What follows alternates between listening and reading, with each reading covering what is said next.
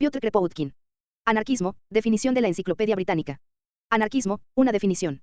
Anarquismo, del griego an, y arque, contrario a la autoridad, es el nombre que se da a un principio o teoría de la vida y la conducta que concibe una sociedad sin gobierno, en que se obtiene la armonía, no por sometimiento a ley, ni obediencia a autoridad, sino por acuerdos libres establecidos entre los diversos grupos, territoriales y profesionales, libremente constituidos para la producción y el consumo, y para la satisfacción de la infinita variedad de necesidades y aspiraciones de un ser civilizado. En una sociedad desarrollada sobre estas directrices, las asociaciones voluntarias que han empezado ya a abarcar todos los campos de la actividad humana adquirirían una extensión aún mayor hasta el punto de sustituir al Estado en todas sus funciones. Representarían una red entretejida, compuesta de una infinita variedad de grupos y de federaciones de todos los tamaños y grados, locales, regionales, nacionales e internacionales, temporales o más o menos permanentes, para todos los objetivos posibles: producción, consumo e intercambio, comunicaciones, servicios sanitarios, educación, protección mutua, defensa del territorio, etc. Y, por otra parte, para la satisfacción de un número creciente de necesidades científicas, artísticas, literarias y de relación social. Además, tal sociedad no se pretendería inmutable. Por el contrario, como sucede en todo el conjunto de la vida orgánica, derivaríase la armonía de un ajuste y reajuste perpetuo y variable del equilibrio de la multitud de fuerzas e influencias, y este ajuste se obtendría, dicho brevemente, si ninguna fuerza gozase de la protección especial del Estado. Si la sociedad, según esto, se organizase conforme a estos principios, no se vería el hombre limitado, en el libre ejercicio de su capacidad de trabajo productivo, por un monopolio capitalista sostenido por el Estado, ni en el ejercicio de su voluntad por miedo al castigo, o por obediencia a entidades metafísicas o a individuos que llevan ambos a la disminución de la iniciativa y al servilismo intelectual. El hombre se guiaría por su propia razón, que llevaría necesariamente la huella de la acción y reacción libres de su propio yo y las concepciones éticas del medio. El hombre podría así alcanzar el desarrollo pleno de todas sus potencias, intelectuales, artísticas y morales, sin verse obligado a trabajar agotadoramente para los monopolistas, ni trabado por el servilismo y la inercia intelectual de la gran mayoría. Podría así alcanzar la plena individualización que no es posible ni bajo el sistema de individualismo actual, ni bajo ningún sistema de socialismo de Estado del llamado Volksstaat, Estado popular. Los autores anarquistas consideran, además, que su concepción no es una utopía basada en un método a priorístico, después de haber postulado unos cuantos deseos que se toman por hechos reales. Se deriva, afirman, de un análisis de tendencias que están ya actuando, aunque el socialismo de Estado puede encontrar apoyo temporal entre los reformadores. El progreso de la técnica moderna, que simplifica maravillosamente la producción de todos los elementos necesarios para la vida, el creciente espíritu de independencia y la rápida expansión de la iniciativa libre y el libre entendimiento en todas las ramas de actividad, incluyendo las que se consideraban antes atributo de la Iglesia y el Estado, refuerzan firmemente la tendencia de no gobierno. En cuanto a sus concepciones económicas, los anarquistas, junto con todos los socialistas, de los que son el ala izquierda, sostienen que el sistema de propiedad privada de la tierra hoy imperante, nuestra producción capitalista en función del beneficio, representa un monopolio que va al mismo tiempo contra los principios de justicia y los imperativos de la utilidad. Es el motivo de que los frutos de la técnica moderna no se pongan al servicio de todos y produzcan el bienestar general. Los anarquistas consideran el sistema salarial y la producción capitalista un obstáculo para el progreso. Pero señalan también que el Estado fue, y sigue siendo, el principal instrumento para que unos pocos monopolicen la tierra, y los capitalistas se apropien de un volumen totalmente desproporcionado del excedente anual acumulado de producción. En consecuencia, al tiempo que combaten el actual monopolio de la tierra y el capitalismo, combaten los anarquistas con la misma energía al Estado como apoyo principal del sistema. No esta o aquella forma especial de Estado, sino el Estado mismo, sea monarquía o incluso república gobernada por medio del referéndum. Habiendo sido siempre la organización del Estado, tanto en la historia antigua como en la moderna, Imperio Macedónico, Imperio Romano, los modernos estados europeos edificados sobre las ruinas de las ciudades libres, el instrumento para asentar monopolios de las minorías dominantes, no puede utilizársele para la destrucción de tales monopolios.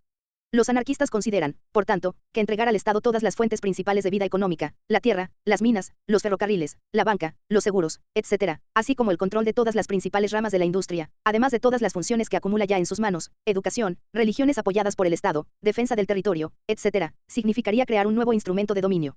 El capitalismo de Estado no haría más que incrementar los poderes de la burocracia y el capitalismo. El verdadero progreso está en la descentralización, tanto territorial como funcional, en el desarrollo del espíritu local y de la iniciativa personal, y en la federación libre de lo simple a lo complejo, en vez de la jerarquía actual que va de centro a periferia. Los anarquistas, con la mayoría de los socialistas, reconocen que, como toda evolución natural, la lenta evolución de la sociedad es seguida a veces de periodos de evolución acelerada a los que se llama revoluciones, y creen que la era de las revoluciones aún no ha concluido. A los periodos de rápidos cambios seguirán otros de lenta evolución, y han de aprovecharse estos periodos, no para aumentar y ensanchar los poderes del Estado sino para reducirlos, formando organizaciones en toda población o comuna de los grupos locales de productores y consumidores, así como federaciones regionales, y en su momento internacionales, de estos grupos. Los anarquistas se niegan, en virtud de los principios expuestos, a participar en la organización estatista actual y a apoyarla e infundirle sangre nueva. No pretenden constituir, e invitan a los trabajadores a no hacerlo, partidos políticos para los parlamentos. Por tanto, desde que se creó la Asociación Internacional de Trabajadores, 1864 a 66, han procurado propagar sus ideas directamente en las organizaciones obreras, e inducirla a una lucha directa contra el capital, sin depositar fe alguna en la legislación parlamentaria. El desarrollo histórico del anarquismo. La concepción de la sociedad esbozada, y la tendencia de la que es expresión dinámica, han existido siempre en la especie humana, frente a la concepción y la tendencia jerárquicas que hoy imperan, alternándose su predominio en diferentes periodos de la historia. A la primera tendencia debemos la evolución, obra de las propias masas, de aquellas instituciones, el clan, la comunidad aldeana, el gremio, la ciudad libre medieval, por las que las masas resistieron a las invasiones de los conquistadores y de las minorías ansiosas de poder. Esta misma tendencia se manifestó con gran energía en los grandes movimientos religiosos de los tiempos medievales, sobre todo en los primeros de la Reforma y en sus precedentes. Halló al mismo tiempo clara expresión en las obras de algunos pensadores, desde los tiempos de Lao Tzu, aunque, debido a su origen popular y no escolástico, tuvo mucho menor eco entre los estudiosos que la tendencia opuesta. Como señaló el profesor Adler en su Geschichte des Sozialismus und Kommunismus, Aristipo, N. Calle 430 AC, uno de los fundadores de la escuela cirenaica, enseñó ya que el sabio no debía ceder su libertad al Estado, y, en respuesta a una pregunta de Sócrates, dijo que no deseaba pertenecer ni a la clase gobernante ni a la gobernada. Pero dictaba esta actitud, al parecer, una simple visión epicúrea de la vida del pueblo. El mejor exponente de la filosofía anarquista en la antigua Grecia fue Zenón, 342 a 267 o 270 AC, cretense, fundador de la escuela estoica, que opuso una concepción clara de comunidad libre sin gobierno a la utopía estatista de Platón. Repudió la omnipotencia del Estado, su carácter intervencionista y reglamentador, y proclamó la soberanía de la ley moral del individuo, subrayando ya que, aunque el necesario instinto de autodefensa lleva al hombre al egoísmo, la naturaleza ha proporcionado un correctivo dando al hombre otro instinto, el social. Cuando los hombres sean lo bastante razonables para seguir sus instintos naturales, se unirán por encima de las fronteras y constituirán el cosmos. No necesitarán ya tribunales de justicia ni policía, no tendrán templos ni cultos públicos, no utilizarán moneda alguna, habrá donaciones libres en vez de intercambios. Por desgracia, no han llegado hasta nosotros las obras de Zenón y solo conocemos citas fragmentarias. Sin embargo, el hecho de que su misma formulación sea similar a la formulación utilizada hoy, muestra hasta qué punto es profunda la tendencia de la naturaleza humana de la que fue portavoz. En tiempos medievales, encontramos los mismos puntos de vista sobre el Estado en el ilustre obispo de Alba, Marco Girolamo Vida, en su primer diálogo de Dignitate Republicae, Ferd. Cavalli, en Men. Del Instituto Bento, 13, doctor en AIS, Researches in the History of Economics. Pero es sobre todo en varios primitivos movimientos cristianos, que empiezan en el siglo IX en Armenia, y en las predicaciones de los primeros husitas, sobre todo Chojeki, y los primitivos anabaptistas, en especial Hans Denk, Keller, Ein Apostel der Taufer, donde hallamos las mismas ideas vigorosamente expresadas, subrayándose, claro está, sobre todo, sus aspectos morales. Rabelais y Fenelon, en sus utopías, expresaron también ideas similares, frecuentes también en el siglo XVIII entre los enciclopedistas franceses, como puede deducirse de expresiones aisladas que se hallan esporádicamente en las obras de Rousseau, en el prefacio de Diderot al viaje de Bougainville, etc. Sin embargo, tales ideas no pudieron desarrollarse entonces probablemente a causa de la rigurosa censura de la Iglesia Católica Romana. Estas ideas hallaron expresión más tarde durante la Gran Revolución Francesa. Mientras los jacobinos hacían lo posible por centralizarlo todo en manos del gobierno, se ha descubierto ahora, por documentos recientemente publicados, que las masas populares, en sus municipalidades y secciones lograron realizar un considerable trabajo constructivo. Se adjudicaron la elección de los jueces, la organización de suministros y equipo para el ejército y las grandes ciudades, proporcionaron trabajo a los parados, dirigieron las obras caritativas, etc. Intentaron establecer incluso una correspondencia directa entre las 36.000 comunas de Francia por intermedio de un consejo especial, al margen de la Asamblea Nacional, Sigismund Lacroix, Actes de la Commune de París. Fue Godwin, en su Inquiry concerning Political Justice, 2 vols, 1793, el primero que formuló las concepciones políticas y económicas del anarquismo, aunque no diese tal nombre a las ideas expuestas en su notable obra. Las leyes, escribió, no son producto de la sabiduría de nuestros antepasados, son producto de sus pasiones, su timidez, sus envidias y su ambición. El remedio que ofrecen es peor que los males que pretenden curar. Si se aboliesen todas las leyes y tribunales, y solo en ese caso, y si se dejase decidir sobre los pleitos que surjan a hombres razonables elegidos para este fin, se crearía gradualmente auténtica justicia. En cuanto al Estado, Godwin pedía abiertamente su abolición. Una sociedad, escribió, puede existir perfectamente sin gobierno, si las comunidades son pequeñas y absolutamente autónomas. Respecto a la propiedad, afirmó que solo la justicia debe regular los derechos de cada cual a todo objeto capaz de contribuir al beneficio de un ser humano, el objeto debe ir a quien más lo necesite. Su conclusión era el comunismo. Pero Godwin no tuvo el valor de mantener sus opiniones. Reelaboró totalmente más tarde su capítulo sobre la propiedad y mitigó sus enfoques comunistas en la segunda edición de Political Justice, 8 vols, 1796. Proudhon fue el primero que utilizó, en 1840, que es la propiedad, el nombre de anarquía aplicándolo al estado social de no gobierno. El nombre de anarquistas, lo habían aplicado abundantemente los girondinos durante la Revolución Francesa a los revolucionarios que no consideraban que la tarea de la revolución debiera limitarse a derrocar a Luis XVI, e insistían en que se tomara una serie de medidas económicas, abolición de derechos feudales sin indemnización, devolución a las comunidades de los pueblos de las tierras comunales cercadas desde 1669, limitación de la propiedad de la tierra a 120 acres, impuesto progresivo sobre la renta, organización nacional de los intercambios en base a un valor justo, que empezaba ya a llevarse a la práctica, etc. Proudhon abogó, pues, por una sociedad sin gobierno y utilizó el término anarquía para designarla. Proudhon rechazó, como se sabe, todo esquema de comunismo que pudiese conducir a la especie humana a acabar en monasterios o barracones comunistas, o también todos los planes de socialismo de Estado, o amparado por el Estado, propuestos por Louis Blanc y los colectivistas. Cuando proclamó en su primera memoria sobre la propiedad es robo, aludía únicamente a la propiedad en su sentido actual, según el derecho romano, de derecho de uso y abuso, entendía, por otra parte, los derechos de propiedad en el sentido limitado de posesión, considerándola la mejor protección contra las intromisiones del Estado. Al mismo tiempo, no deseaba desposeer violentamente a los propietarios de la tierra, las viviendas, las casas, las fábricas, etc. Prefería alcanzar el mismo fin estableciendo que el capital no pudiese producir interés, y se proponía lograrlo con un banco nacional, basado en la confianza mutua de todos los dedicados a la producción, que acordarían intercambiar sus productos según el valor de coste, por medio de cheques de trabajo que representasen las horas de trabajo necesarias para producir determinado artículo.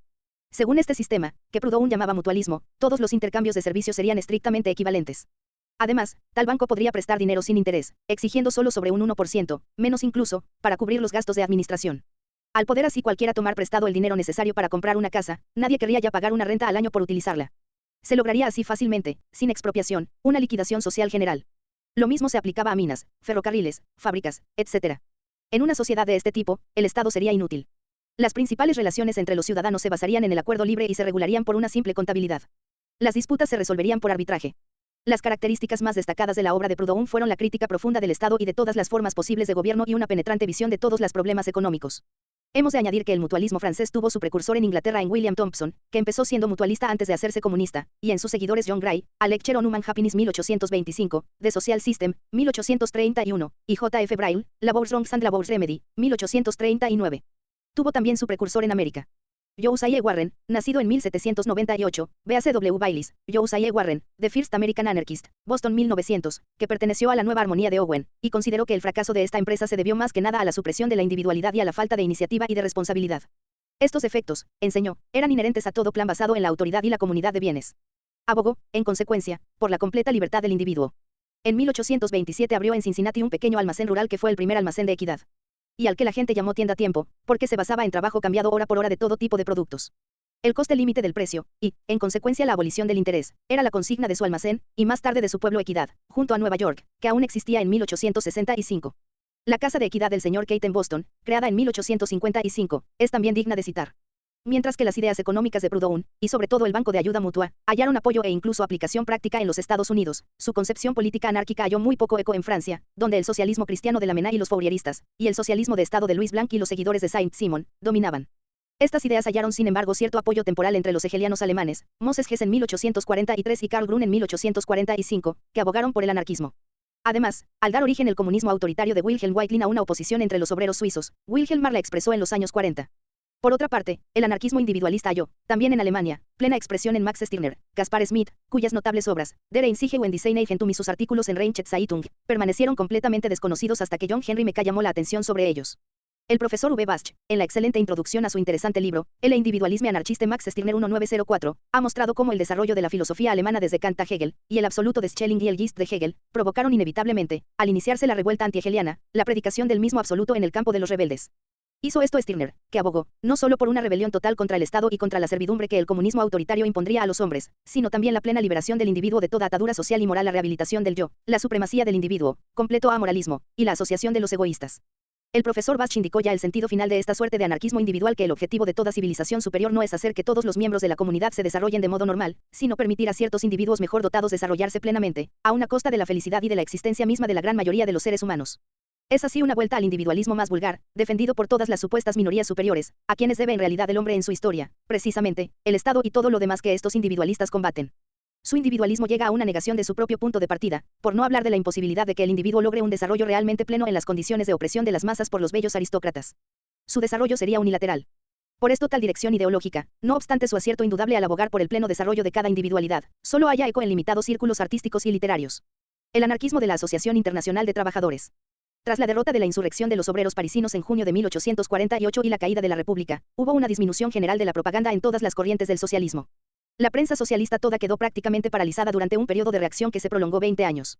Sin embargo, hasta el pensamiento anarquista hizo progresos, principalmente en las obras de Bellegarrique, Coeur y sobre todo Joseph de Jacques, Les Lazarenes, L. Humanisfere, una utopía anarcocomunista, recientemente descubierta y reeditada.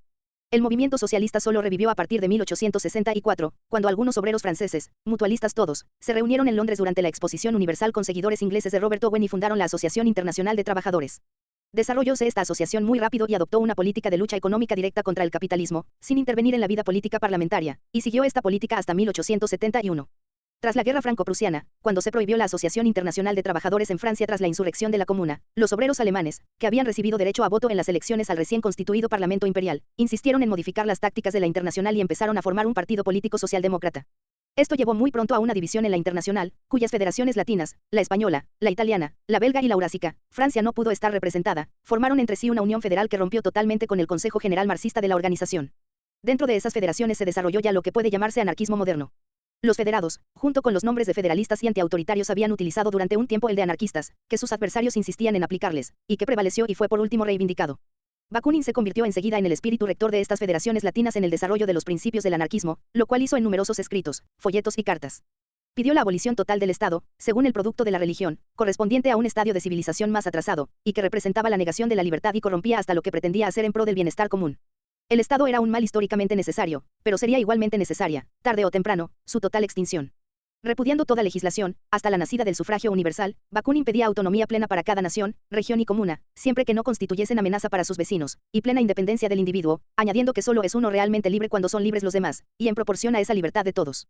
Las federaciones libres de las comunas formarían naciones libres. En cuanto a sus ideas económicas, Bakunin se decía, en común con sus camaradas federalistas de la Internacional, anarquista colectivista, no como lo fueron Vidal y Becker en los 40, o sus modernos seguidores socialdemócratas, sino como defensa de un estado de cosas en que todos los medios de producción fuesen propiedad común de los grupos de trabajo y las comunas libres, y en que el sistema de retribución del trabajo, comunista o de otro género, lo estableciese por sí mismo cada grupo. La revolución social, cuya proximidad predecían entonces todos los socialistas, sería el medio de dar vida a las nuevas condiciones. Las federaciones jurásica, española e italiana y sectores de la Asociación Internacional de Trabajadores, así como los grupos anarquistas franceses, alemanes y americanos, fueron durante los años siguientes los principales centros del pensamiento y la propaganda anarquista. Se abstuvieron de participar en la política parlamentaria y mantuvieron siempre estrecho contacto con las organizaciones obreras. Pero en la segunda mitad de los años 80 y principios de los 90, cuando la influencia de los anarquistas empezó a percibirse en las huelgas, en las manifestaciones del 1 de mayo, en las que defendieron la idea de la huelga general por la jornada de 8 horas, y en la propaganda antimilitarista en el ejército, se inició contra ellos una violenta represión, sobre todo en los países latinos, incluyendo la tortura física en el castillo de Montjuic de Barcelona, y en los Estados Unidos, ejecución de 5 anarquistas de Chicago en 1887. Contra estas persecuciones replicaron los anarquistas con actos de violencia que fueron seguidos a su vez de más ejecuciones de arriba y nuevos actos de venganza de abajo. Creó esto en la generalidad del público la impresión de que la esencia básica del anarquismo era la violencia, punto de vista rechazado por sus partidarios, que sostienen que en realidad todos los partidos recurren a la violencia cuando se les impide la acción directa por la represión, y leyes extraordinarias les declaran forajidos. El anarquismo siguió desarrollándose, en parte en la dirección proudhoniana, mutualista, pero sobre todo como anarcocomunismo, al que se añadió una tercera dirección, la anarcocristiana de León Tolstoy, y una cuarta que podría denominarse anarquismo literario, y que iniciaron algunos destacados escritores modernos. Las ideas de Proudhon, sobre todo en lo que respecta a la banca mutua, se corresponden con las de Josiah Warren, y hallaron considerable eco en Estados Unidos, dando origen a una escuela distinta, cuyos nombres pueden hallarse en la bibliografía de la anarquía del Dr. Nettlau. Ha ocupado posición destacada entre los anarquistas individualistas de Norteamérica, Benjamin R. Tucker, cuyo periódico Liberty se fundó en 1881, y cuyas ideas son una combinación de las de Proudhon y las de Herbert Spencer. Partiendo del principio de que los anarquistas son egoístas, estrictamente hablando, y de que cada grupo de individuos, sea la liga secreta de unos cuantos o el Congreso de los Estados Unidos, tiene derecho a oprimir a todo el resto de la especie humana, siempre que disponga del poder necesario, que debe ser ley la libertad igual para todos y la absoluta igualdad y que ocuparse cada uno de sus propios asuntos es la única regla moral del anarquismo. Tucker pasa a demostrar que una aplicación general y completa de tales principios sería beneficiosa y no presentaría peligro alguno, porque los poderes de cada individuo quedarían limitados por el ejercicio de los derechos iguales de todos los demás. Indicaba luego, siguiendo a H. Spencer, la diferencia que existe entre la usurpación de los derechos de alguien y la resistencia a esa usurpación, entre dominación y defensa siendo la primera igualmente condenable, ya sea la usurpación realizada a un individuo por un criminal, o la de uno sobre todos los otros, o la de todos los otros sobre el uno, mientras que la resistencia a la usurpación es defendible y necesaria. En su propia defensa, tanto el ciudadano como el grupo, tienen derecho a cualquier violencia, incluida la pena capital. Se justifica también la violencia para hacer obligatorio el respeto a un acuerdo. Tucker sigue así a Spencer, y, como él, abre, en opinión del que escribe, el camino de la reconstitución, sobre texto de defensa, de todas las funciones del Estado. Su crítica del Estado actual es muy penetrante, y su defensa de los derechos del individuo de gran vigor. En cuanto a sus ideas económicas, sigue B. R. Tucker a Proudhon. El anarquismo individualista de los proudhonianos de América del Norte encuentra, sin embargo, poco eco en las masas obreras. Los que lo profesan, principalmente intelectuales, comprenden pronto que la individualización que tanto ensalzan no es asequible por esfuerzos individuales, y o bien abandonan las filas anarquistas y se entregan al individualismo liberal de los economistas clásicos, o bien se refugian en una especie de amoralismo epicúreo, o teoría del superhombre, similar a las de Stirner y Nietzsche. La mayoría de los obreros anarquistas prefieren las ideas anarcocomunistas que han evolucionado gradualmente a partir del colectivismo anarquista de la Asociación Internacional de Trabajadores. A esta dirección pertenecen, y nombro solo a los exponentes más conocidos del anarquismo, Eliseo Reclus, Jean Grave, Sebastián Fauré y Emilio Pouget en Francia, Enrico Malateste y Covelli en Italia, R. Mella, a Lorenzo y los autores, desconocidos la mayoría, de muchos excelentes manifiestos de España, John Most entre los alemanes, Spies, Parsons y sus seguidores en los Estados Unidos, etc. También Domela Nieuwenhuis ocupa una posición intermedia en Holanda. Los principales periódicos anarquistas publicados a partir de 1880 pertenecen también a esa tendencia, y gran cantidad de anarquistas que también pertenecen a ella se han unido al llamado movimiento sindicalista, nombre francés del movimiento obrero no político, consagrado a la lucha directa contra el capitalismo, que tanta prominencia ha adquirido últimamente en Europa. Como anarcocomunista, el que esto escribe trabajó muchos años para desarrollar las siguientes ideas: mostrar la conexión lógica e íntima que existe entre la filosofía moderna de las ciencias naturales y el anarquismo, dar al anarquismo una base científica para el estudio de las tendencias que son patentes hoy en la sociedad y que puede indicar su posterior evolución, y establecer las bases de la moral anarquista. En cuanto a la esencia del propio anarquismo, fue objetivo de Kropotkin demostrar que el comunismo, al menos parcial, tiene más posibilidades de éxito que el colectivismo, sobre todo si las comunas toman la dirección, y que la forma libre, o anarcocomunista, es la única forma de comunismo que ofrece posibilidades estables a las sociedades civilizadas. Comunismo y anarquía son, en consecuencia, dos factores de evolución que se complementan mutuamente, y que se hacen mutuamente posibles y aceptables.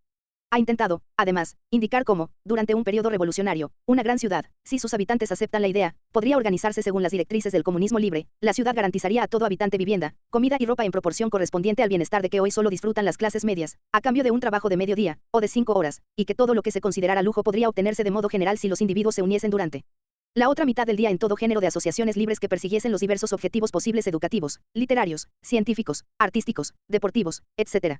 A fin de probar el primero de estos acertos, ha analizado las posibilidades de la agricultura y del trabajo industrial, combinadas ambas con las tareas del intelecto. Y con el fin de determinar los principales factores de evolución de los seres humanos, analicé el papel que jugaron en la historia las sociedades populares constructivas de ayuda mutua y el papel histórico del Estado. Sin titulares anarquistas, León Tolstoy, como sus predecesores de los movimientos religiosos populares de los siglos XV y XVI, Chojeki, Deng y muchos otros, adopta una posición anarquista respecto al Estado y a los derechos de propiedad, derivando sus conclusiones del espíritu general de las enseñanzas de Cristo y de los necesarios dictados de la razón. Con todo el poder de su talento, ha realizado, sobre todo en el reino de Dios en nosotros mismos, una vigorosa crítica de la Iglesia, el Estado y la ley, y sobre todo de las leyes de propiedad actuales. Describe el Estado como dominación de los débiles, apoyada en la fuerza bruta. Los ladrones, dice, son mucho menos peligrosos que un gobierno bien organizado. Hace una penetrante crítica de los prejuicios en boga hoy respecto a los beneficios que Iglesia, Estado y la distribución actual de la propiedad confieren a los hombres y deduce de las doctrinas de Cristo el poder de la no resistencia y la condena absoluta de todas las guerras. Pero sus argumentos religiosos están tan admirablemente combinados con argumentos que proceden de una observación desapasionada de los males de hoy, que las partes anarquistas de su obra hablan tanto para el lector religioso como para el que no lo es. Resultaría imposible explicar aquí, en tan breve bosquejo, la penetración, por una parte, de las ideas anarquistas en la literatura moderna, y la influencia, por otra, que las ideas libertarias de los mejores escritores contemporáneos han ejercido en el desarrollo del anarquismo. Pueden consultarse los 10 grandes volúmenes del suplemento literario del periódico La Revolte y también el de Temps Nouveau, en el que hay citas de las obras de centenares de autores modernos que exponen ideas anarquistas, para comprender hasta qué punto está estrechamente relacionado el anarquismo con todo el movimiento intelectual de nuestro tiempo. Liberty de J. S. Mill, Individual versus the State de Spencer, Morality without Ablegation or Sanction de Jean-Marie Guillaume y Lameral, L. Art, y Tillary Lillen de Fourier, las obras de Multatuli, Edouard Secker, Arte y Revolución de Ricardo Wagner, las obras de Nietzsche, Emerson, W. Lloyd Gerson, Thoreau, Alejandro Herzen, Edward Carpenter, etc., y en el campo de la literatura propiamente dicha, los dramas de Ibsen, la poesía de Walt Whitman, Guerra y Paz de Tolstoy, París y el trabajo de Zola, los últimos libros de Merezkovsky, e infinidad de obras de autores menos conocidos, están llenas de ideas que muestran cuán estrechamente relacionado está el anarquismo con los quehaceres del pensamiento moderno que sigue la misma tendencia de liberar al hombre de las ataduras del Estado y del capitalismo.